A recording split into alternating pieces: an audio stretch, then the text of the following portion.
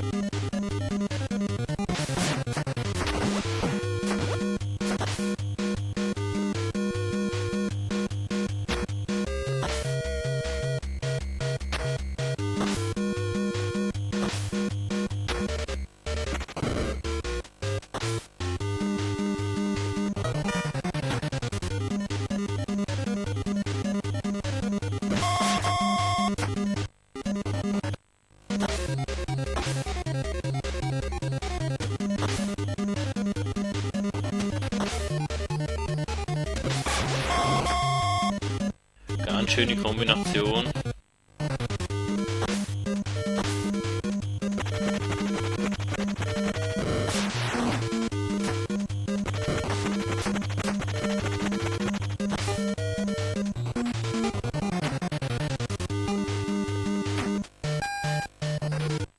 Ja, ich bin zufrieden mit dieser ersten Halbzeit. Also, etwas sollte man schon besser machen, aber so schlecht ist es nicht gewesen. Und die Einstellungen, die lassen wir und dann uns einfach in der zweiten Halbzeit noch versuchen.